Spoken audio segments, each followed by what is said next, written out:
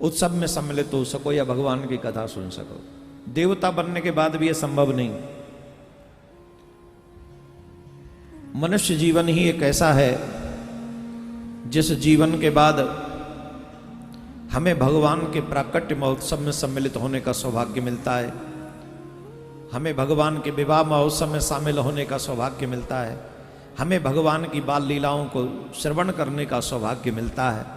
जिन लीलाओं को सुन सुनकर बहुत लोग मिलते हैं हमें, महाराज भक्ति का कोई मार्ग बता दीजिए, महाराज हम भक्ति कैसे करें, हम भगवान को कैसे पाएं, भगवान कैसे मिलेंगे। अभी अगर मैं पूछ लूं कौन कौन भगवान से मिलना चाहता है तो वो भी हाथ उठा देगी जो अभी भी बीच में ठाड़ी है। सही बता रहा हूं मैं, वो भी हाथ उठाएगी सबसे पहले और सब उठा देंगे हाथ कि हमें भी मिलना, हमें भी मिलना है, भगवान से मिलना है। पर कभी ईमानदारी से सोचो, अपने आप में चिंतन करो, क्या भगवान से मिलने की चिंता हमें है?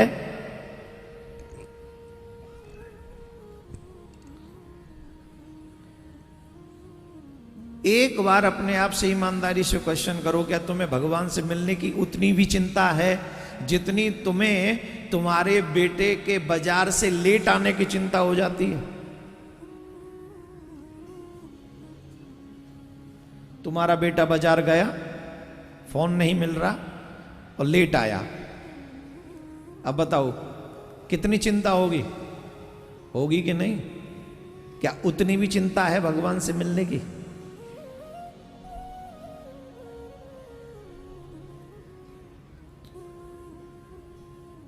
जिस दिन संसार की कोई अन्य चिंता न रहे और मात्र भगवत चिंता रहे, भगवान के विरह में तुम्हारा रोने का मन करे,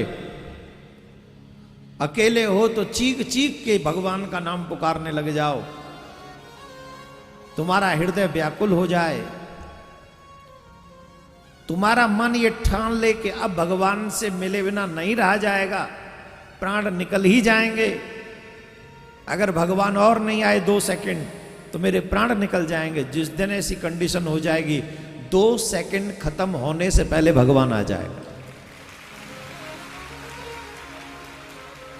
2 सेकंड खत्म नहीं होंगे, आई प्रॉमिस यू। कोई नहीं दे सकता ये प्रॉमिस आपको, पक्की वाली। ब्रजवासी बालक दे रहा है आपको। Believe me, first you make your faith inside for God. English में एक वर्ड है, फॉर गॉड सेक। उस भगवान पे, भगवान के लिए विश्वास कीजिए। इस दुनिया में all people are very fake, only he is real. All fake. इस दुनिया में जितने लोग आपको दिख रहे हैं ना, ये सब झूठे हैं। इनकी शक्ल देखो कुछ और टाइप की है और भीतर से देखो कुछ और टाइप के हैं, और जब इनसे कोई काम निकल आएगा तो कुछ तीसरी टाइप के निकलेंगे। ये इनसे काम करा के देखो, अपने अपने हिसाब से गणित लगा देंगे तुम्हारा, और इनका काम हो तो दूसरा गणित होगा तुम्हारे साथ। इनका काम तुमसे हो तो गणित चेंज होगा, और तुम्हारा काम इनसे होगा तो गणित चेंज होगा। लेकिन मेरे ठाकुर का गणित कभी चेंज नहीं होता, चाहे तुम्हारा काम हो और उसको तो कोई है ही नहीं। मेरे गोविंद को तुमसे कोई काम नहीं, तुम ना मानो तो क्या फर्क पड़ता है उस पर। तुम जैसे बहुत हैं, इंदौर में बहुत पागल घूम रहे हैं, तुमसे ज्यादा बड़े पागल घूम रहे हैं, तुमसे ज्यादा बड़े बड़े पागल घूम रहे हैं इंदौर में ही। उसके पीछे तुम तो कुछ भी नहीं हो। कौन डोल रहे? पागल। पागल को उल्टा करो,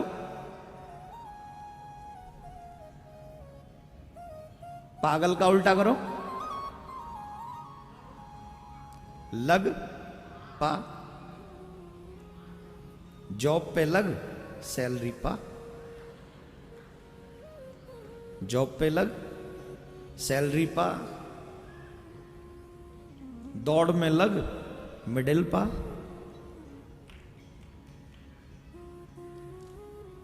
मिलिट्री में लड़ाई पे लग, आजादी पा, भक्ति में लग, गोविंद को पा।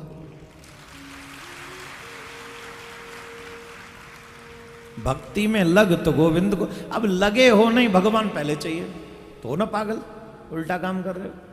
पहले लग फिर पा, और लग भी फोटो के लिए नहीं। आज मैं 2.5 मिनट लेट हुआ हूं सिर्फ फोटो के चक्कर में। कितना? I am not let. ये जो फोटो हैं फेसबुक वाले मतलब वही, उन फोटोओं ने मुझे 2.5 मिनट लेट किया। मैं उतरता हूं उससे पहले लोग महाराज एक फोटो ले ले भाई, लेट हो रहा हूं जल्दी कर। अब महाराज एक सिंगल, और महाराज एक, अच्छा 9 कर दो तो जैक लगा के पहुंचते, मना नहीं कर सकते, ऐसी जैक लेके पहुंचते हम फलाने। अच्छा खींच ले भैया, 2.5 मिनट लेट हुआ किसके चक्कर में? फोटो के चक्कर में। अब जो भक्ति फोटो के लिए हो रही हो, क्या वो भक्ति रियल हो सकती है? जहां भक्ति हो वहां क्या फोटो मायने रखेंगे? मैं उनसे नहीं कह रहा हूं जो फोटो खिंचवा गए, भगवान तुम्हें तुम्हारा फेसबुक मुबारक, तुम्हारा मुबारक। लेकिन मैं जो बात कहना चाह रहा हूं, भक्ति में लग, गोविंद को पा, इसका मतलब है जहां कोई दिखावा ना हो, सिर्फ मेरा और उसका कनेक्शन हो, तो गोविंद दूर नहीं है। मेरे गोविंद तुमसे दूर नहीं है, सच्ची बता रहा हूं मैं तुम्हें। इस दुनिया में सबसे ज्यादा क्लोज अगर तुम्हारे कोई है तो वो गोविंद है, भगवान है, कोई और नहीं। मैं ये एक और बात दावे से कह सकता हूं, तुम भी उसके उतने क्लोज नहीं हो जितना वो तुम्हारे क्लोज है। तुम भी तुम्हारे उतने क्लोज नहीं हो। दुर्भाग्य है कि पहचान नहीं करा रहा है कोई, और जब तक पहचान ना हो तब तक कैसे मिलना हो मोहन से। और पहचान कहां होती है? सत्संग में, भगवान की कथा में, भगवान की भागवत में। अच्छा एक बात बताओ, कौन कौन जो लोग नहीं आए कथा में, इंदौर में इतने लोग नहीं है जितना पंडाल फुल कर दिया आप लोगों ने, इतने लोग नहीं है इंदौर में। इंदौर बहुत बड़ी आबादी है, लेकिन जो नहीं आए वो किसके चक्कर में नहीं आए, सच्ची बताओ हैं? हम बताते हैं। किसी से पूछो तुम इतनी मेहनत दिन रात मेहनत करते हो, सुबह से शाम तक लगे रहते हो, किसके चक्कर में?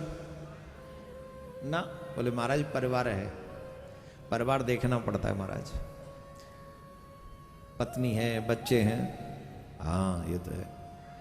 फिर और किसी से पूछो भाई अब तुम्हारे बैंक में 2-4 करोड़ रुपए पड़े, अब क्या करोगे? भक्ति किया करो। अरे महाराज क्या बताएं, अभी खर्चे लंबे हैं। काय के खर्चे हैं अब बता नहीं सकते, पर परिवार है महाराज, बहुत कुछ है।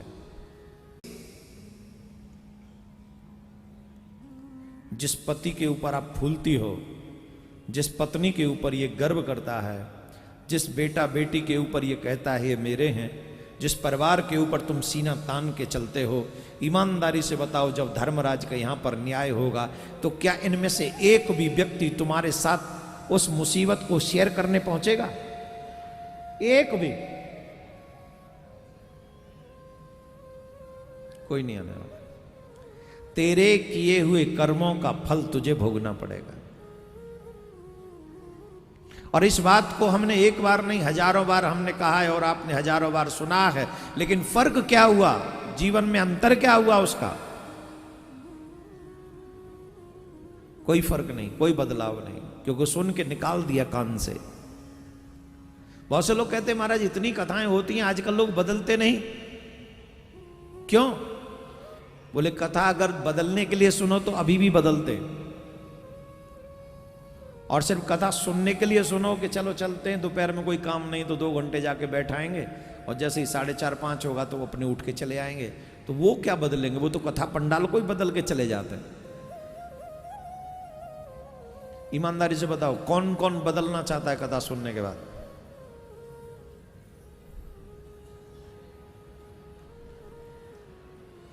थोड़ा नीचे हाथ करो, कुछ दिख न जाए, नहीं तो हमारे पास प्रूफ हो जाएगा आपका। कौन कौन बदलना चाहता है कथा सुनने के बाद? नीचे करो हाथ। कौन कौन भगवान से मिलना चाहता है? अच्छा, अब हाथ वो भी उठा रहे हैं जिन्होंने बदलने के लिए नहीं उठाए थे। जिन्होंने बदलने के लिए हाथ नहीं उठाए थे, मिलना वो भी चाहते, बोले हम नहीं बदलेंगे, वो ही बदल के आए हमारे पास। वाह जी वाह, जय हो मेरे कलयुग के देवताओं, धन्य है, धन्य है। कौन कौन भगवान को पाना चाहते हैं और कौन कौन भगवान के पाने के लिए अपनी बुराइयां छोड़ सकते हैं? नीचे करो हाथ। अपनी सबसे बड़ी बुराई याद करो, एक कोई जो आप ही को पता हो, किसी और को ना। सबसे बुरी जो आपको भी लगती है इससे बुरी बुराई मुझ में और कोई नहीं।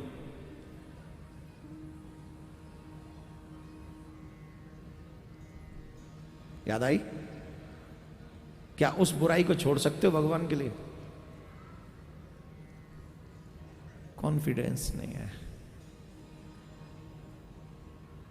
भगवान से मिलने के लिए तुम इतना भी बदलाव नहीं कर सकते जो तुम भी जानते हो कि ये मुझ में बहुत बुरी बात है, और वो भी नहीं बदल सकते। तो बताओ भगवान कैसे मिले? मिलने के नाम पे आप सबने हाथ उठाया, लेकिन मिलने की शर्त है कि अपनी बुराई को तो बदलो। वो नहीं हो सक रहा है, यहीं पे प्रॉब्लम है भगवान के न मिलने की।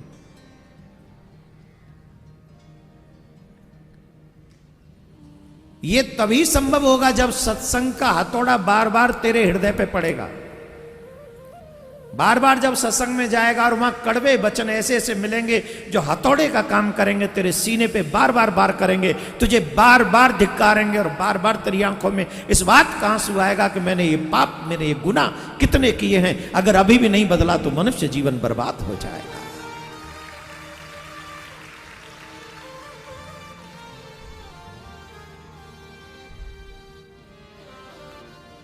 बदलने का तरीका सत्संग ही है। भागवत में 8वें स्कंद में एक प्रसंग आता है गजराज का। जैसे हम अपने परिवार में मदमस्त हैं, अपनी पत्नी के साथ, अपने पति के साथ, अपने बच्चों के साथ, अपने परिवार के साथ शौक मौज में जैसे हम अपना जीवन व्यतीत कर रहे हैं, वैसे ही श्री सुखदेव जी महाराज कहते हैं एक गजराज था। आसीद गिरवरो राजन् त्रकूट इति विश्रुतः क्षीरोदेनावृतः श्रीमान् योजनायुक्तमुच्चितः। परीक्षित, क्षीर सागर में त्रकूट नाम का एक प्रसिद्ध सुंदर एवं श्रेष्ठ पर्वत था। वह 10,000 योजन ऊंचा था। पर्वत कितना ऊंचा था? 10,000 योजन ऊंचा था, और उतना ही उसकी चौड़ाई और लंबाई थी। 10,000 योजन ऊंचा, 10,000 लंबा, 10,000 योजन लंबा और 10,000 योजन चौड़ा था। बहुत विशाल था। और उसकी लंबाई चौड़ाई भी चारों तरफ से इतनी थी। उसकी चांदी और लोहे के, सोने के 3 शिखर, छटा से समुद्र दिशाएं, आकाश जगमगा रहे थे। वहीं पर एक गजराज रहा करता था, मस्त मत वाला। उसकी 50 पत्नियां थीं और 300 बच्चे। बड़ा मस्त था। गज तो होते ही मस्त हैं, जब चलते हैं तो उनकी विलक्षणता देखने बनती है। 50 पत्नियां थीं, 300 बच्चे थे। बड़े मस्त चाल में चलता था। जब भी कोई सामने पेड़ पौधा आ जाता, सूंड में फंसा के ऐसे ही फेंक देता था, उखाड़ के बड़े बड़े वृक्षों को। पैरों के नीचे कुचलता हुआ चला जाता था। उसकी सुगंधी सुनकर वहां के हिंसक जानवर भी भाग जाते थे, सिर्फ सुगंधी सूंघ के। इतना विशाल काय था। पत्नियों ने कहा, नाथ प्यास लग रही है। तो कहा चलो चलते। सरोवर में जल पीने के लिए गया। सरोवर में जल पीने के लिए जब गया तो जल विहार करने लगा। आप देखते होंगे आजकल हमारे मॉडर्न बच्चे, न्यू कपल, घूमने जाते हैं, स्विमिंग करते हैं। तैरने भी इनके लिए एक अलग से बम्बे से होते हैं, कुछ अलग सिस्टम होता है उनका। बड़ा बड़ा वो नीला नीला सा कर देते हैं नीचे से, और वो बड़ा घूमते, क्या बोलते हैं उसको, कुछ कहते होंगे, आप लोग सब पढ़े लिखे आप जानते होंगे। हाँ, और उसमें कैसे कैसे हर तरीके का आदमी, जिसको चर्म रोग है वो भी उसमें नाके जाता है। क्या अब क्यों नाक सकोड़ रहे हो, मैं थोड़ी गया हूं। और हमने तो सुना है कि बच्चे उसमें बहुत कुछ कर देते हैं।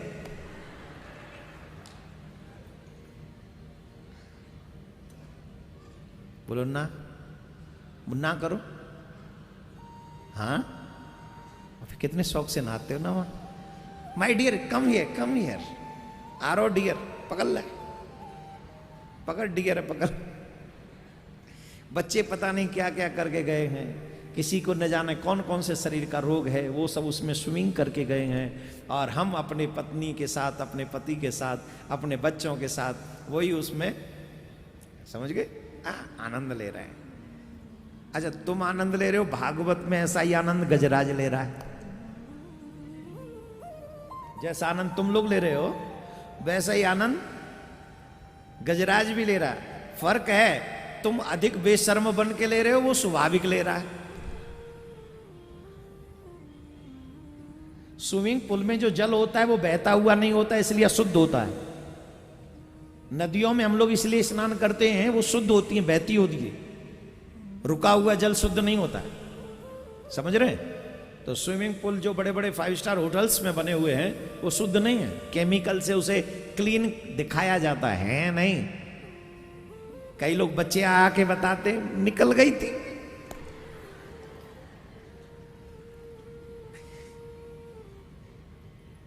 और स्विमिंग होटल वाला लगाएगा कि यहां बच्चे की इतने बच्चे यहां निकाल गए, और आप उसमें। अच्छा, हम करें, हम लोग जब स्पेशली भारतीय जब विदेश में घूमने जाते हैं तो शॉर्ट कपड़े पहन के नहाते हैं। यहां तो इसलिए हम लोग नहाते ही नहीं ना, अपने शहर में कोई देखेगा तो क्या कहेगा। विदेश में जाके बड़े शॉर्ट कपड़े पहनकर फिर स्नान करते हैं। लेकिन हाथी को शॉर्ट कपड़े पहनने की जरूरत है? वो तो है ही नहीं उस पे, वो कौन सा लंगोट पहनता है, वो तो ऑलरेडी प्राकृतिक वस्त्र है, उस पे कोई जरूरत नहीं। तो इसीलिए मैंने कहा कि वो तो स्वाभाविक स्विमिंग कर रहा है, हम लोग तो करना पड़ता है। लेकिन वो आनंद उतना ही ले रहा है जितना तुम अपनी फैमिली के साथ लेते हो। वो अपने परिवार के साथ ऐसे ही, देखो कैसे सूंड में जल भरता है, सूंड में अपनी में, और सूंड में जल भरकर ऐसे फुहार की तरह अपनी पत्नियों पे डालता है, मानो कहता हो डियर मैं तुमसे बहुत प्रेम करता हूं। क्या है, तुम्हारा ही पति कहता है, और तुम्हारा पति कहे तो वो लव, और हाथी कहे तो वो लव नहीं है। मैं गारंटी से कह सकता हूं, तेरे पति पे डाउट किया जा सकता, उस पे नहीं।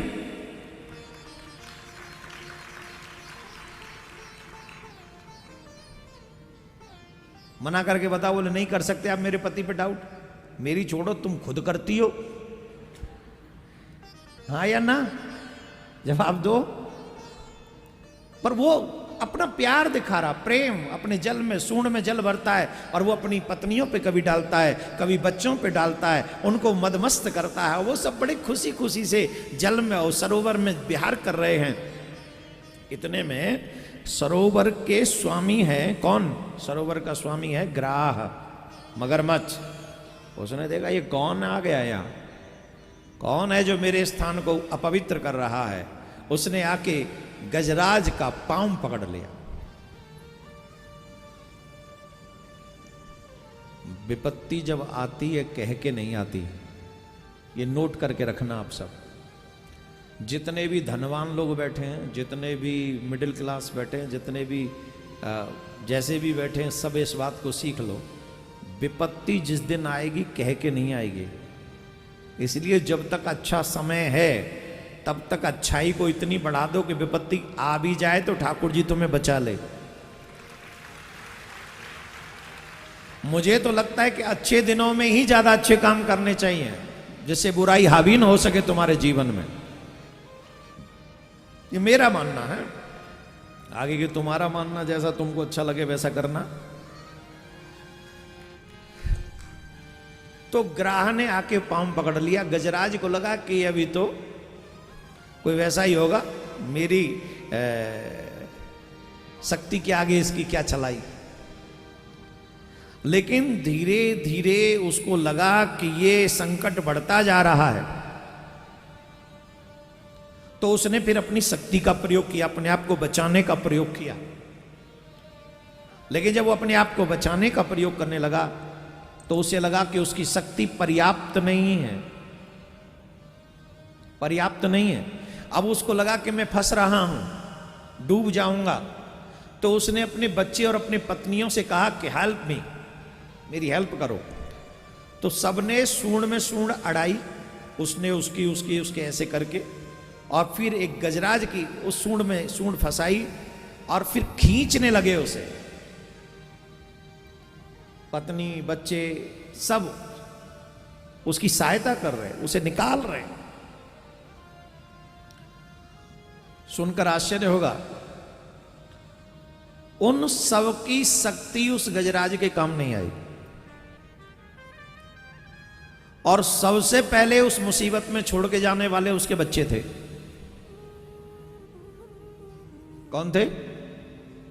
जोर से बोलो। सबसे पहले बच्चों ने साथ छोड़ा उसका। ये तो मरेंगे, हमें भी ले डूबेंगे, इसलिए बच्चे मुसीबत में छोड़ के भाग गए। याद रखना, बुढ़ापे में जब माँ बाप को बड़ी बीमारी हो जाती है तो सबसे पहले बच्चे कहते तुम्हें देखें कि अपने आप को देखें। थोड़ी सी प्रॉब्लम हो पैसे की, इधर बच्चे की फीस भरनी हो, उधर पापा के लिए दवाई लानी हो, बताओ बेटा क्या चुनेगा? हैं? अपने बच्चे की फीस कि पापा की दवा?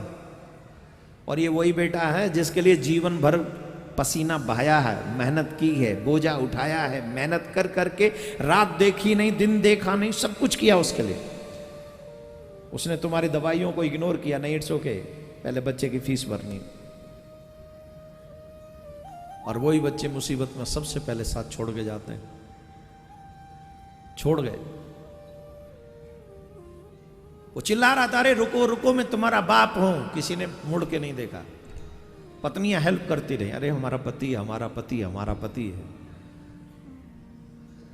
लेकिन पत्नियों को भी लग गया कि अब ये बचने वाला नहीं है, हम इसमें नहीं, इसको नहीं बचा सकती। और अंत तो गत्वा पत्नियां भी छोड़ के चली गई। जैसी पत्नियां जा रही थी, उस गजराज की आंखों से आंसू बह निकला। जब मैं सुख में था तो तुम सब मेरा पीछा किया करते थे, आज मैं दुख में आ गया तो तुम मुझे छोड़ के यूं मृत्यु के मुंह में छोड़कर चले गए। ये क्या किया तुमने? और ये सच है, जब तक जीव सुख में होता है तब तक जीव को भगवान की याद नहीं आती है। 4 पैसे जेब में हो, 4 चमचे बगल में हो, वाह वाह करने वाले हैं, 4 इधर की करे, 4 उधर की करे, घर थोड़ा बढ़िया सा बना हो, लंबी चौड़ी गाड़ियां हो, बढ़िया मोबाइल हाथ में हो, समय अच्छा हो, बिजनेस अच्छा चल रहा हो, कहां भगवान की याद आती है? आती है तब बगैर कहां, टाइम नहीं, I don't have time, I am too much busy for my work, I don't have time. और जब वक्त बदलता है तो वो चमचे सबसे पहले भागते हैं, गाड़ियों को कंपनी उठा ले जाती हैं। कौन सा वो है, एक मोदी है ना, वो भाग गया था ना, कौन सा मोदी? और जिन कौन कौन से भाग गए ना, तुमसे तो ज्यादा ही पैसे वाले थे वो। बोलो हाँ या ना? तुम सबसे ज्यादा पैसे वाले थे कि नहीं? कौन आया काम उनके? बोलो। चलो तुम पुराण की बात मत मानो, जो तुम्हारी आगे घटना घटी उनको तो मान लो। आज विदेशों में बैठे हैं वो, जमीन जायदाद प्रॉपर्टी सब जब्त कर ली गवर्नमेंट ने। जिसके वो इतराते थे, जिसके ऊपर घमंड करते थे, आज उनके हाथ से चली गई ना, ये तुम्हारा नहीं है, चलो।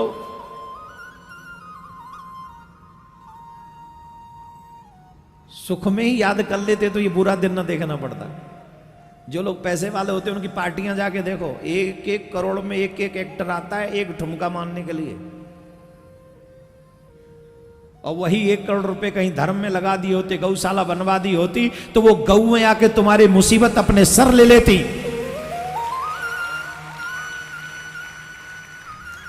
किन्हीं गरीबों में जाके भोजन करा दिया होता, गरीबों के घर बना दिए होते, आई प्रॉमिस यू तेरी हर मुसीबत परमात्मा क्षमा कर देता। लेकिन जब व्यक्ति धनवान हो जाता है, तब थोड़ा माल आ जाता है, तब कहाँ इन सब चीजों में याद आती है, अच्छाई में नहीं, फिर तो कहीं और ही ध्यान रहता है।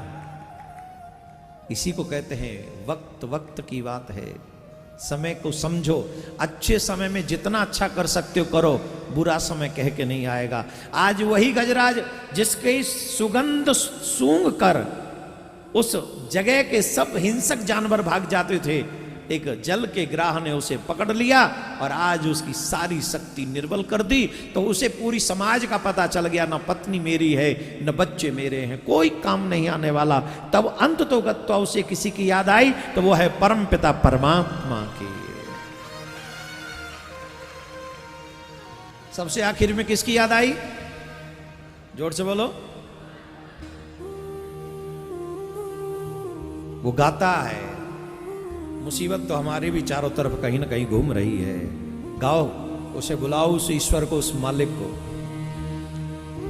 हे गोविंद, हे गोपाल, हे गोविंद, हे गोपाल, हे गोविंद,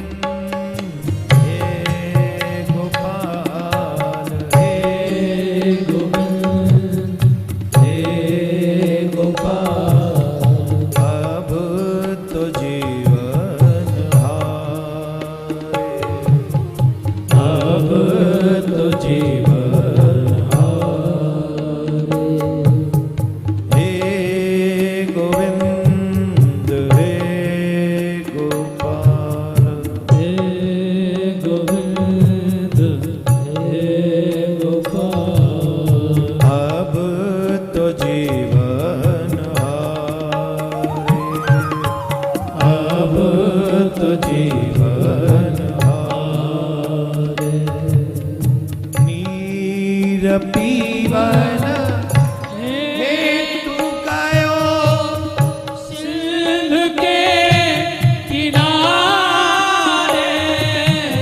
नीर पीवन हेतु गयो सिंध के किनारे, सिंधु बीच बसत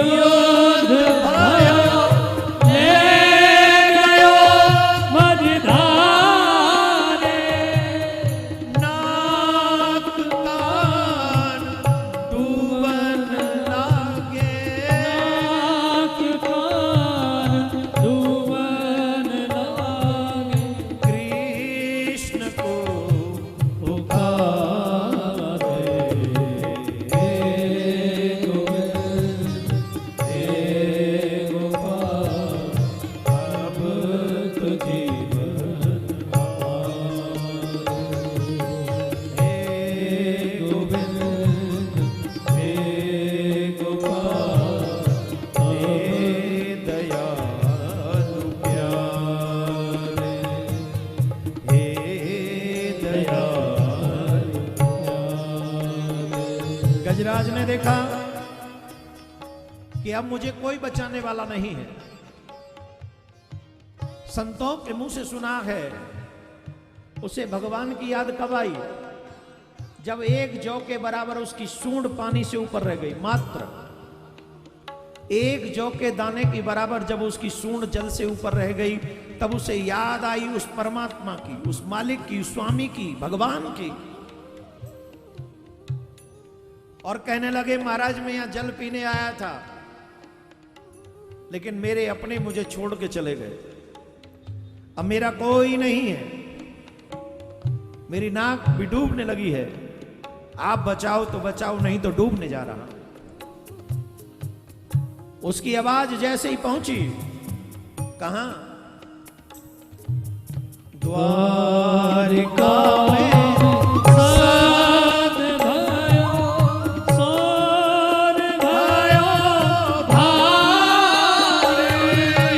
द्वारिका में साध भयो, सोन भयो भारे।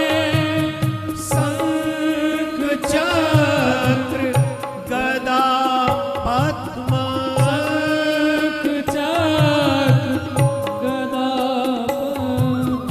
गरुड़ ने सिधारे। हे गोविंद हे गोपाल, अब तो जीवन आए, अब तो जीवन आए। सूर कहे श्याम सुनो, शरण तिहारे। सूर कहे श्याम सुनो शरण तिहारे। इस पंक्ति को सब गाओ। आज भगवान से कहो, हे नाथ, हमने अनेक जन्म बर्बाद कर दिए हैं। आज हम आपकी शरण आ रहे हैं। गोविंद हमारी रक्षा करो, हमें अपना बना लो, हमें स्वीकार करो। सब मिलके गाओ।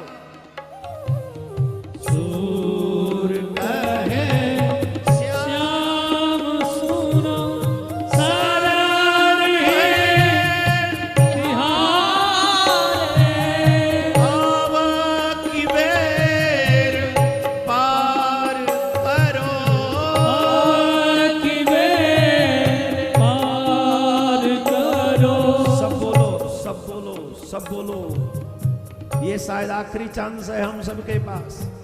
ये समय निकल गया तो सिर्फ पछताने के सिवा कुछ नहीं बचेगा। दोनों हाथ उठाकर बोलो, हे गोविंद आवा की बेर पार करो, पार करो।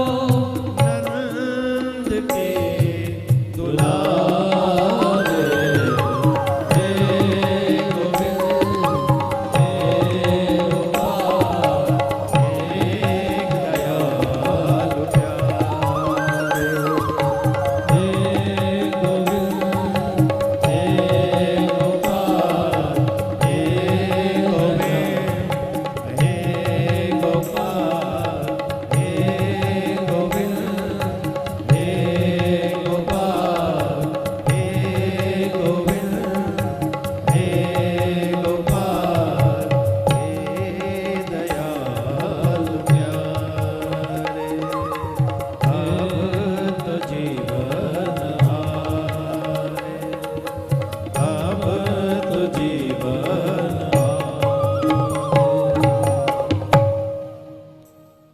अब की बेर पार करो नंद के दुलारे। हे नाथ, अब की बार हमें पार कर दो। अगर अब भी पार नहीं हो पाए तो फिर कोई चांस नहीं। अब की बेर पार करो। और ये बात हम ही को नहीं कहनी चाहिए। भागवत में गजेंद्र मोक्ष, गजेंद्र स्तुति के नाम से एक स्तुति है। इसका पहला श्लोक है, ओम नमो भगवते तस्मै यत् एतच्चिदात्मकम् पुरुषायाद बीजाय परेशाय विधीमहि न यस्य देवा ऋष्या पदं विदुः जन्तु पुनः को अन्ति गन्तुमीरितं यथा नटस्य कृतिर्विचेष्टितो दुरत्यानुक्रमणः सह मावतु तस्मै नमः परेशाय ब्राह्मणेनन्तशक्तये अरूपायोरुरूपाय नमः आश्चर्यकर्मणे नमः आत्मप्रदीपाय साक्षिणे परमात्मने नमो गिरां विदूराय मनश्चेत्सामपि। गजराज प्रार्थना करता है। गजेंद्र ने कहा, जो जगत के मूल कारण है और सबके हृदय में पुरुष विराजमान है, समस्त जगत के एकमात्र स्वामी है, जिनके कारण संसार में चेतनता का विस्तार होता है, मैं उन भगवान को नमस्कार करता हूं। देखो, एक बात सीख लो, मानना न मानना तुम्हारी मर्जी है, सीख तो लो ही। जब संसार में सबसे बड़ा संकट व्यक्ति के ऊपर पड़ता है, तब ये संसार वाले सबसे पहले भागते हैं। और बुरा न माने, कई बार तो संकट भी इन्हीं का दिया हुआ होता है, हाँ या ना। लेकिन कितना भी बड़ा संकट क्यों ना हो, अगर संकट से बचाने वाले भगवान हैं तो कभी भी तुम्हारा बाल बांका नहीं हो सकता। मैं फिर एक बात कह रहा हूं, दुनिया में किसी पे भी उतना विश्वास मत करना जितना भगवान पे तुम कर सकते हो। आज जिन चीजों को पाकर तुम पावरफुल महसूस कर रहे हो, वो 1 सेकंड लगेगी उसे छोड़ने में, 1 सेकंड में तुम्हारे हाथ से निकल जाएगी। ये जवानी में अधिकांश आदमी जो है मदमस्त हो जाता है, होता है कि नहीं? एकदम लगता है क्या ये दुनिया, सब दुनिया है मेरे पीछे, है ना, मेरे पीछे है, आसमान में उड़ चल। आसमान की ऊंचाई कुछ नहीं है, लेकिन अभी जवानी का नशा छाया, बड़े मगरूर रहते हो। Listen to me my dear, जितने भी जवान हैं सुन लो, सबसे बड़ा नशा है जवानी का। लोग तो शराब को वैसे ही बदनाम करते हैं, शराब कहाँ है, उसमें कितना नशा है, बड़ी छोटी चीज है, शाम को पियो, रात को सो जाओ, सुबह उतर गई, काहे का नशा है, कमजोर कहीं की।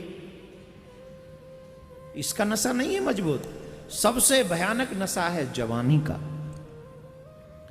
अभी जवानी का नशा छाया, बड़े मगरूर रहते हो, जो सच्चा मार्ग है भक्ति का उसी से दूर रहते हो। अभी मत बजाओ, बाद में बजाना, इसके बाद एक और है। अभी जवानी का नशा छाया, बड़े मगरूर रहते हो, जो सच्चा मार्ग है भक्ति का उसी से दूर रहते हो। निकल जाएगा जब समय कुछ दिन में जवानी का। यकीन नहीं होता तो अपनी मम्मी को देख ले, अपने पापा को देख ले, और ज्यादा बड़ा विश्वास करना हो तो दादी को देख ले, दादा को देख ले। निकल जाएगा जब समय कुछ दिन में जवानी का, ये गाल हमेशा लाल नहीं रहेंगे। और सुनो, बुढ़ापे में लाल करने जाओगे भी ना तो बुरे लगेंगे, अच्छे नहीं। क्यों हंस रहे, गलत कहा? कभी जैसे जवानी में आप लोग लाली लगाते हो, यहाँ पे न्यू न्यू करके 3 तरीके की लाली होती है, ऊपर के कोर अलग, बीच की कोर अलग और नीचे की कोर अलग। ओ माय गॉड, माताजी आपके जमाने में एक भी नहीं होती थी ढंग से, कसम से दादा कह कह के मर गए। एक बार तो लगा लिया करो, एक भी नहीं होती थी ढंग से। अब देखो 3 डिजाइन, चाहे यहां लुक बने न बने, पर उससे लाली से तो बना ही लेना, नो क्यों?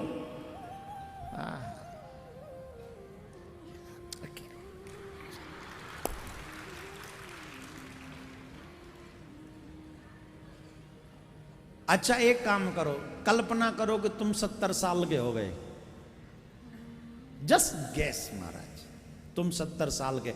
अब 3 कोर लगा के देखो,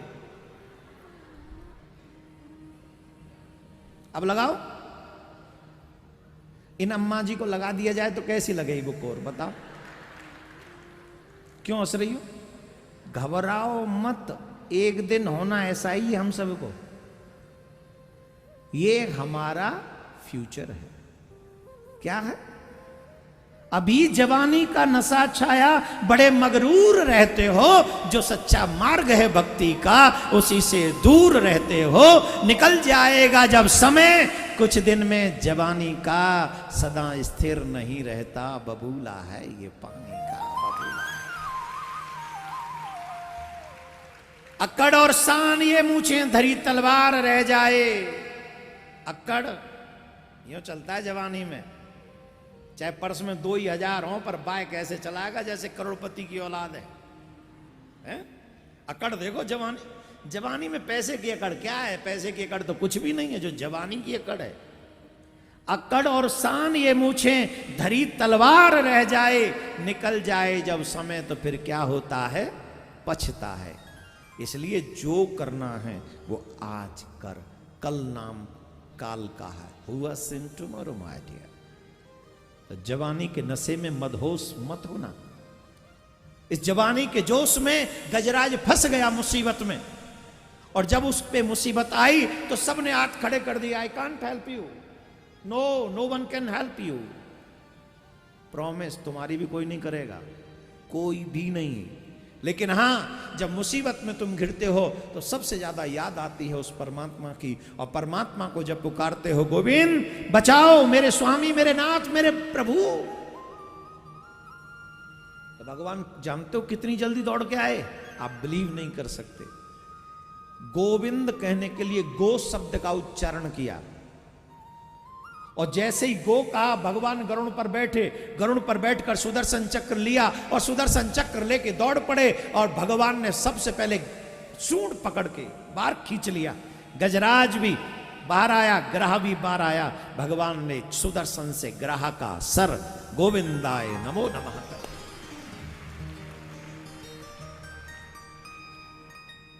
तब जाके गजराज के सांस में सांस आई, दम में दम आया। भगवान के श्री चरणों में पुष्प चढ़ाया गजराज ने, और कहने लगा, हे गोविंद, हे गोपाल। एक भी न रहे जो न बोले, सब बोलो, हे गोविंद, हे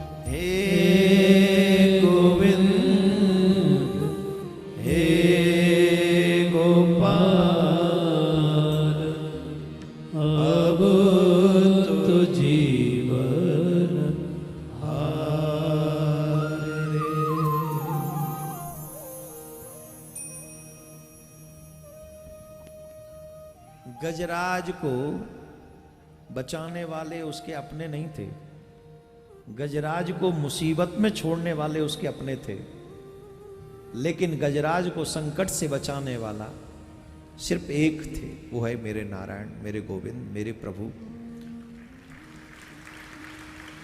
मैं आप सबसे एक और प्रश्न पूछना चाहता हूं, कौन सा तप किया था इस समय यहां गजराज ने?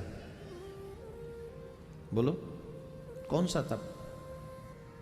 बस मुसीबत में दिल से गोविंद को पुकारा। और याद कीजिए, जब आप दिल से पुकारते हो, मत भूल तू ए बंदे प्रभु तुमसे दूर नहीं, कोई कष्ट हो भक्तों पर उसको मंजूर नहीं। मत भूल तू ए बंदे प्रभु तुमसे दूर नहीं। कोई कष्ट हो भक्तों पर उसको मंजूर नहीं। तो क्या करें हम? तुम नाम जपा करना, सुबह शाम जपा करना। तुम नाम जपा करना, सुबह शाम जपा करना। नाम जपा करना, सुबह शाम जपा करना। जब कोई नहीं अपना राधे श्याम जपा करना। जब कोई नहीं अपना राधे श्याम जपा करना। इसमें एक पंक्ति है जिसके लिए मैं ये गा रहा हूं।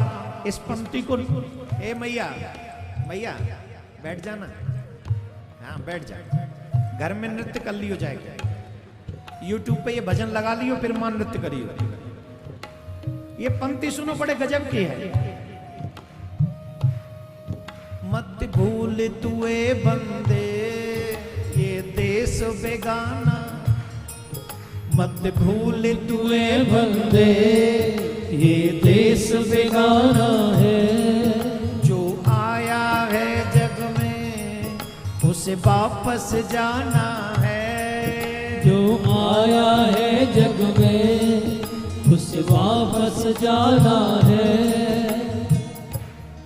किस किस के दादा चले गए? जिन जिन के दादा चले गए हाथ उठाओ। गए? हंसिए नहीं। जिनके दादा गए वो हाथ उठाओ। जिनकी दादी गई हाथ उठाओ। जिनके पिताजी गए वो हाथ उठाओ। तो तुम अमृत पी गया है, तुम बचे रहोगे धरती पे हैं?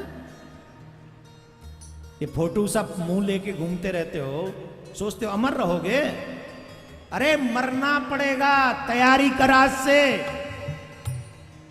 मत भूल तुए बंदे ये देश बेगाना है। जो आया है जग में उसे वापस जाना है। माया के चक्कर से दिन रात बचा करना। माया के चक्कर से दिन रात बचा करना। जब कोई नहीं अपना राधे श्याम जपा करना। जब कोई नहीं अपना राधे श्याम जपा करना।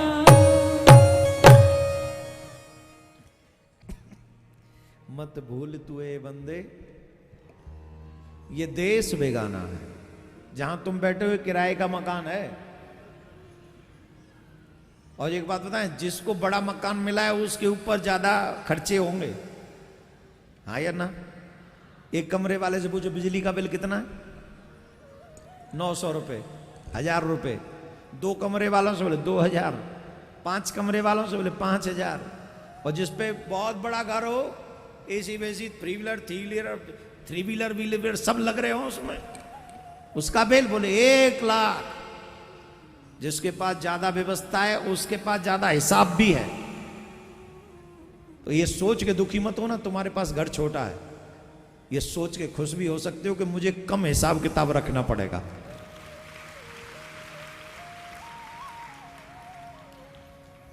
कहा गजराज को बचा लिया, ग्राहक को मारा। एक संत ने पूछा भगवान एक प्रश्न है। बोले क्या? हमको एक बात समझ में नहीं आई प्रभु। बोले क्या? नाम आपका किसने लिया था? बोले गजराज ने। बोले आपने मुक्ति किसकी की? बोले ग्राहक की। वो ये क्या बात हुई? नाम लिया गजराज ने, मुक्ति की ग्राहक की, ऐसा क्यों? भाई जिसने नाम लिया मुक्ति उसकी करनी चाहिए थी ना। भगवान ने कहा सुनो, जिसने मेरा नाम लिया उसकी तो मुक्ति में करूंगा ही करूंगा, लेकिन जो मेरा नाम लेता है कोई उसके पैर अगर पकड़ ले तो पहले मैं उसकी मुक्ति करता हूं। नहीं समझे? जो कोई मेरा नाम ले और कोई उसके पांव पकड़ ले तो मैं पहले उसका कल्याण करता हूं। हम क्यों कहते हैं हमारे जीवन में गुरु होना चाहिए? जब हम गुरु भक्ति करते हैं, गुरु की सेवा करते हैं, गुरु के चरणों का ध्यान करते हैं, गुरु के बताए हुए मार्ग पर चलते हैं, तो भगवान गुरु से पहले चेला को देखता है कि पहले इसका बेड़ा पार करना है। किन किन के गुरु नहीं है? नहीं है जिन जिन के। हाँ उठाओ, शर्मानी क्या बात है। आप तो माँ गंगा या गंगा जी नर्मदा जी हैं, हाथ उठाओ जिन जिन के गुरु नहीं है। हाँ वेरी गुड। कैसे तरोगे बताओ? सबसे पहला काम, आज से ही गुरु ढूंढना प्रारंभ करो। जैसे ही कथा में से जाओ, सोचना कि मुझे एक भी दिन गंवाना नहीं है और मुझे दीक्षा लेनी है।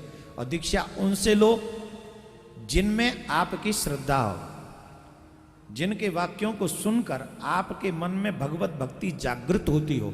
उन्हीं से दीक्षा लेकर, उनके बताए हुए मार्ग पर चलकर गुरुजी से पहले अपने कल्याण की व्यवस्था सुनिश्चित कर लो। करनी चाहिए कि नहीं? किस किस को करनी है बताओ? कौन कौन व्यवस्था सुनिश्चित? हाँ देख, कब? जब गंगा जी पहुंच जाएंगे तब। आज हमारा सबसे छोटा बच्चा हमसे दीक्षा लेके गया, मुझे नहीं लगता वो 3 साल का भी ढंग का होगा। हमने उसकी माँ को कहा, काहे इस पे ये नहीं पकड़ी जा रही माला झोली? बोले मारा रोती है ये। बोले हम ही मंत्र दिलवाओ। 2.5-3 साल की हो गई, मैं परफेक्ट एज नहीं पता, लेकिन लेके गया। पर मुझे गर्व हुआ इस बात का कि मेरे देश में ऐसे भी लोग हैं जो कथा सुनकर इतनी जल्दी प्रेरणा ले लेते हैं। बालक ने ध्रुव को पीछे छोड़ दिया, वो तो 5.5 साल के थे जब गए, वो 2.5-3 साल का ही ले गया। इसलिए भगवान ने कहा जो मेरे भक्त का पांव पकड़ लेता मैं उसे पहले तारता हूं। इसलिए मैंने ग्राहक को पहले तारा, गजराज को तो मुझे तारना ही है। तो मैं फिर एक बार आपको याद दिला दूं, जीवन के समुद्र में तूफान भी आते हैं। Listen to me my dear, जीवन के समुद्र में तूफान भी आते हैं। जब कोई नहीं आता मेरे गोविंद आते हैं। जब कोई नहीं आता, मुसीबतों के बादल जब चारों तरफ से घिर के आएंगे, अगर कोई काम आएंगे तो मेरे कन्हैया ही तेरे काम आएंगे। इसलिए पक्की वाली यारी मेरे गोविंद से कर डालो। ये जीवन इसी बार मिला है, फिर पता नहीं अगली बार गधा बनाए कि खच्चर, किसी को नहीं पता। मक्खी बनाए या मच्छर, किसको मालूम। अभी मनुष्य बन गए हो तो मनुष्य वाली बुद्धि प्रकट करो, भगवान के बनो। सुंदर प्रसंग। इसके बाद में समुद्र मंथन का प्रसंग आता है, और समुद्र मंथन के बाद में राजा बलि का प्रसंग आता है। ध्यानपूर्वक सुनेंगे। राजा बलि जीवन में भगवान से एक चीज मांगो कि मुझे देने वालों की लाइन में खड़ी करो। अच्छा, देना ये कोई बहुत बड़ी बात नहीं है, लेना उससे बड़ी बात है। लेने वाले याद रखें, जो ले रहे हो वो वापस देना पड़ेगा। ये लेने वाले ये खुश न हो जाएं कि हमने ले लिया बस हो गया काम, नहीं, वापस देना पड़ेगा। लेकिन देने वाले ये सोच के खुश हो सकते हैं कि मेरे गोविंद ने मुझे दिया, मैंने उसका सत्कर्म में प्रयोग कर दिया। एक बात और सीख लीजिए, आप जब देते हो तो ये प्रोसेस है लेने का। किसान यहां पर बैठे हैं कुछ लोग जो खेती करते हैं, जब तक पृथ्वी में बीज नहीं बोएंगे हम फसल नहीं काट सकते। पहले उसके लिए हमें बीज बोना पड़ता है, उसके बाद भी फसल आती है। वैसे ही ये तुम्हारा जो दान देने का प्रोसेस है कि हम जो चाहते हैं वही हमको दान देना चाहिए। कहते हैं जब ज्ञान भी आप दान में देते हो तो ज्ञान तुम्हारा बढ़ता है, घटता नहीं है। धन जब दान में देते हो तो धन बढ़ता है, घटता नहीं है। इसलिए राजा बलि ने स्वर्ग का सिंहासन छीन लिया, देवराज इंद्र का सिंहासन छीन लिया, तो देवता भगवान के पास दौड़े, प्रभु हमारा स्वर्ग हमें वापस दिलाइए, स्वर्ग वापस दिलाइए। प्रभु बोले दिलवाते हैं, चलो। तो बामन बने भगवान, छोटे से बड़े प्यारे से, और बामन बनकर राजा बलि के द्वार पर पहुंचे। राजा बलि उस समय यज्ञ कर रहे थे नर्मदा के तट पर। ध्यान से सुने, स्वर्ग के सुख पाने के लिए भी सुंदर कर्मों का सहयोग चाहिए। अगर आप चाहते हैं कि हमें जीवन में स्वर्ग के सुख भी मिले तो उसके सत्कर्म यहां करने पड़ेंगे धरती पे। पृथ्वी पे जब सत्कर्म करोगे तो स्वर्ग मिलेगा, और पृथ्वी पे सत्कर्म करने के बाद भी अगर स्वर्ग नहीं चाहिए तो गोविंद मिलेगा, और गोविंद के धाम जाने के बाद फिर रिटर्न नहीं होना होता, फिर वापस नहीं आना होता। इसलिए बहुत जरूरी है कि सत्कर्म तो पृथ्वी पे ही करो, स्वर्ग में सत्कर्म नहीं कर सकते आप। तो वामन भगवान पहुंचे, वामन भगवान को देखा, राजा ने खड़े होकर वामन भगवान का स्वागत किया। हे ब्राह्मण देवता, आपका स्वागत है। नमो ब्रह्मण्य देवाय गौ ब्राह्मण हिताय च जगद्धिताय कृष्णाय गोविंदाय नमो नमः। भगवान ने, राजा बलि ने स्वागत किया। देखो, अगर भगवान तुम्हें धन दे तो साधु संत और ब्राह्मण और अतिथि का सत्कार करना सीखो। मैं तो कह रहा हूं तुम्हारे पास पर्याप्त धन भी ना हो तो आने वाले अतिथि को प्रसन्न करके भेजो। जल तो पिला दो, चाय तो पिला दो, भोजन तो करा दो। भोजन भी कराने के लायक ना हो तो कम से कम मीठी बाणी बोलकर। आजकल आप देखते होंगे किसी के द्वार पर अतिथि आ जाए तो आंखें लाल हो जाती हैं, कसम से।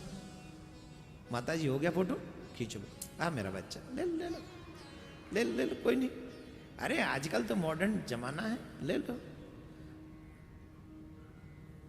सोचो क्या होगा देश का। 65 साल की अम्मा सेल्फी ले रही है कथा पंडाल में बैठ के। कथा पंडाल में बैठ के देख रहे हो भगवान कितना बदल गया इंसान। मुझे तो डर है अगर आज के जमाने में ठाकुर जी आ जाते तो वो ना कहीं तुम्हारे संग सेल्फी लेने लग जाते। अरे राम जी, तुम्हारी कृपा बनी रहे बस। सुनिए ध्यान से, अगर भगवान तुम्हें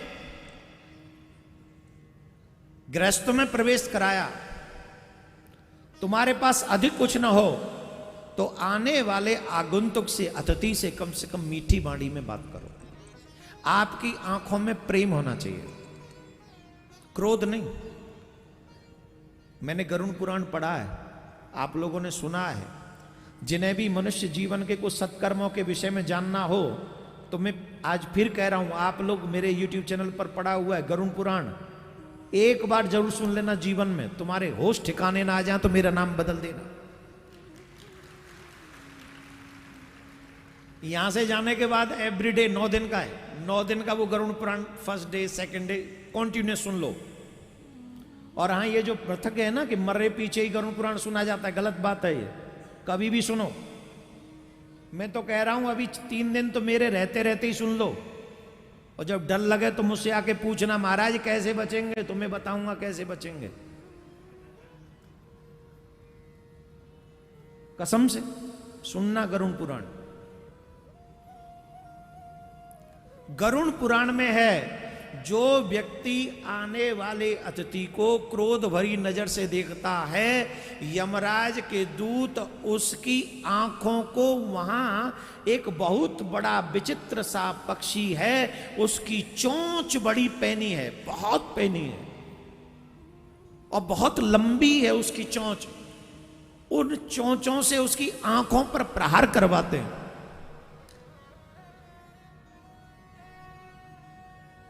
किनकी आंखों पर? 2 मिनट सुन लीजिए बस, बातें बाद में कर लेना, सिर्फ 2 मिनट। जो अपने द्वार पर आए हुए अतिथि को क्रोध भरी नजर से देखता है, इतनी इतनी लंबी तो मैं अपने हाथ से तो बता ही दूं, इतनी लंबी, वैसे तो इससे भी लंबी होगी।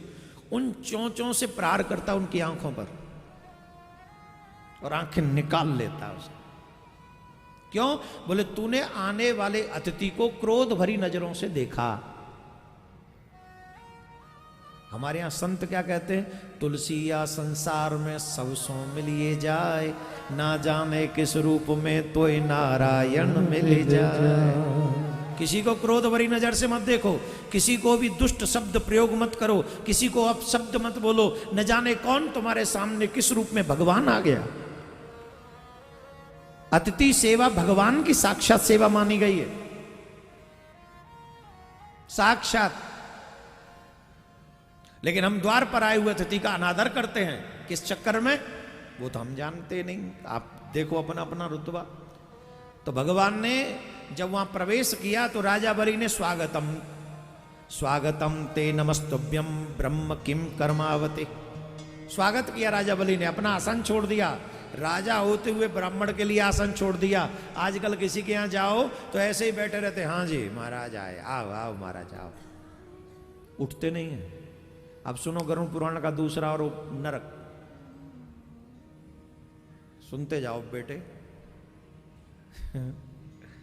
तुम्हारे आदरणीय लोग आए, माताजी आए, पिताजी आए, दादा आए, दादी आए, संत आए, महंत आए, गुरु आए, और उसके बाद भी तुम बैठे रहो, उसके बाद भी तुम बैठे रहो, खड़े ना हो तो भी तुम नरक में जाओगे।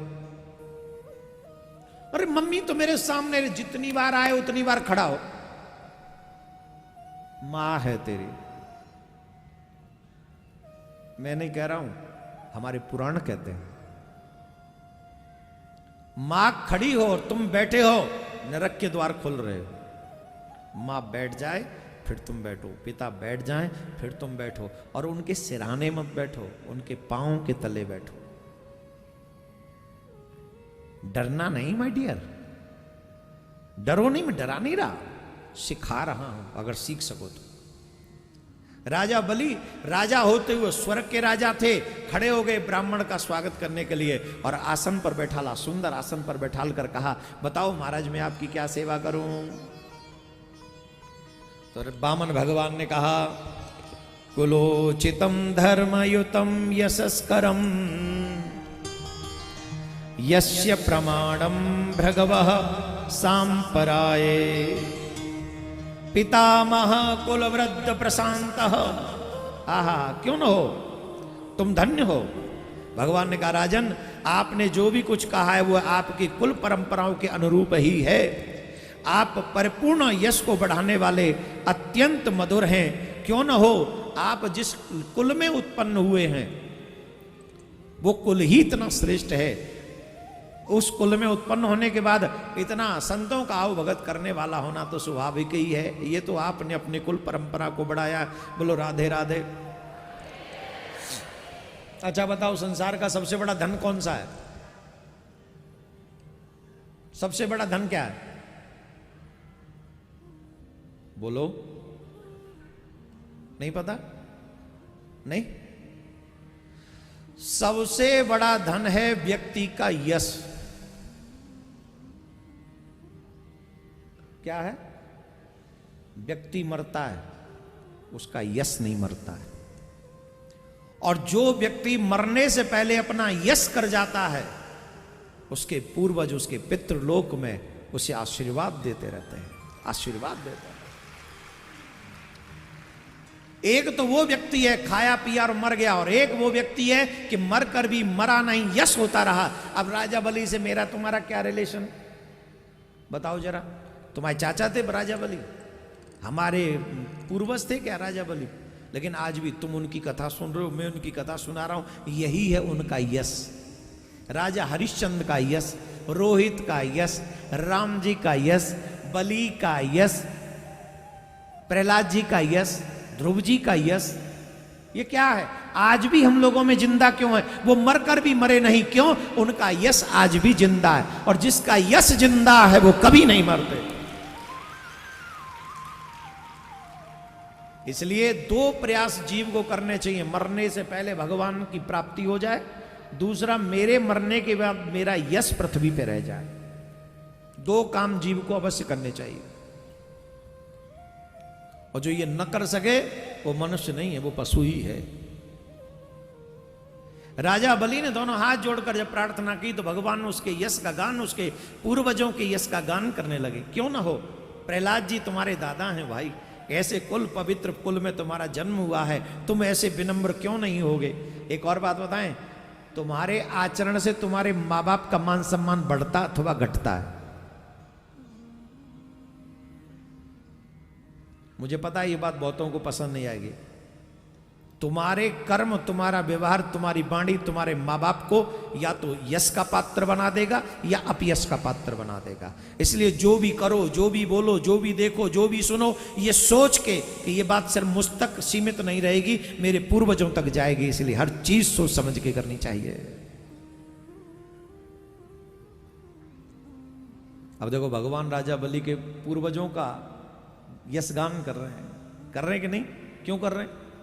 हैं उनके यश गान के लायक है, वो धन्य है। बामन भगवान से कहा कि बामन भगवान से राजा बलि ने कहा आप हमसे कुछ मांग लो। भगवान बोले हमें मांगने नहीं आए, हमें कुछ चाहिए नहीं तुमसे, कुछ भी नहीं। बोले नहीं नहीं प्रभु, ऐसा थोड़ी है, कोई ब्राह्मण देवता हमारे यहाँ आए और हमसे कुछ सेवा ना ले तो ये तो ठीक नहीं। कुछ तो सेवा ले लीजिए हमसे, कोई तो सेवा। बोले नहीं नहीं हमें कुछ नहीं चाहिए, कुछ भी नहीं। बोले नहीं नहीं कोई सेवा। बोले अच्छा तुम ज्यादा जिद कर रहे हो तो मांग लेते हैं, एक काम करो, हमें तुमसे अधिक कुछ नहीं, मात्र 3 पग भूमि चाहिए। क्या चाहिए? जोर से बोलिए। 3 पग भूमि चाहिए। महाराज जरा मुझे तो देखो, मैं स्वर्ग का राजा हूं, मैं 3 पग भूमि दूंगा तो लोग हंसेंगे मेरे ऊपर, इतना बड़ा राजा 3 पग भूमि। बामन भगवान बोले मेरी आवश्यकता 3 पग भूमि है, ज्यादा है ही नहीं, तो मैं क्या करूं? आवश्यकता से अधिक मांगना भी तो अपराध है, मुझे 3 पग भूमि चाहिए। बोले नहीं नहीं प्रभु ज्यादा मांग लीजिए। बोले नहीं नहीं 3 पग भूमि चाहिए। शुक्राचार्य जी राजा बलि के गुरु वहां बैठे हुए थे। बोले अच्छा, बड़ा संतोषी ब्राह्मण आया। राजा कह रहा है ज्यादा मांग लो, ये कह रहे नहीं चाहिए। नहीं, ज्यादा मीठा झुकना होना भी, ज्यादा मीठा हो तो सोचने लायक बात है कि इतना मीठा क्यों है ये।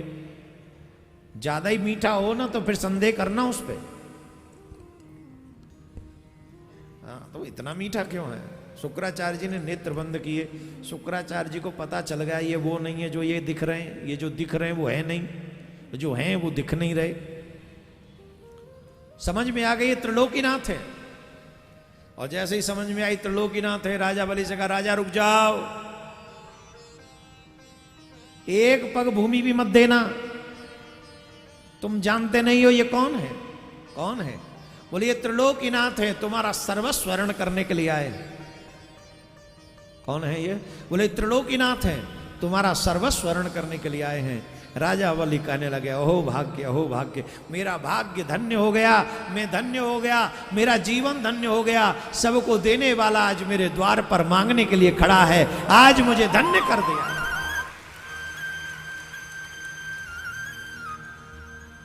प्यारे हो, दुनिया के किसी काम में तुम काम आ सको ना आ सको कोई बात नहीं, लेकिन भगवान के कार्य में सबसे पहले काम आ जाना चाहिए। सबसे पहले जो भगवान के कार्यों में आगे आते हैं, जो भगवान के कार्यों को करते हैं, भगवान उनके किसी भी कार्य को अधूरा नहीं छोड़ते। भगवान स्वयं चलकर उनके सारे कार्य पूरे करते हैं। लेकिन ये बात व्यक्ति कहां समझता है? व्यक्ति ये बात समझ नहीं पाता, इसलिए पछताता है। भगवान ने कहा हमें 3 पग भूमि चाहिए। राजा बलि ने कहा लीजिए, और फिर शुक्राचार्य जी ने मना कर दिया, इनको मत दीजिए, ये तुम्हारा सर्वस्व हरण कर लेंगे। राजा बलि बोले आज तो मेरा सौभाग्य है महाराज, ये सबको देने वाला आज मेरे द्वार पर मांगने के लिए खड़ा है, अवश्य दूंगा। भगवान से कहा नाप लीजिए आप भूमि। बोले ऐसे नहीं ले नापेंगे, तो पहले संकल्प करो। संकल्प? 3 पग भूमि का क्या संकल्प करें? नाप लो। बोले नहीं नहीं, पहले संकल्प करो फिर नापेंगे। अच्छा नहीं मानते तो लीजिए संकल्प कीजिए। कमंडल में से जल निकालने लगे संकल्प के लिए, और जब कमंडल में से जल निकालने लगे संकल्प के लिए तो कमंडल की टोंटी में बैठ गए आके शुक्राचार्य। भगवान ने एक कुसा लिया, और कुशालय के कमंडल की टोटी में डाल दिया, जिससे शुक्राचार्य जी का एक नेत्र गोविंदाय नमो नमः हो गया। क्या बोलना पड़ेगा? जोर से बोलना पड़ेगा, और जोर से।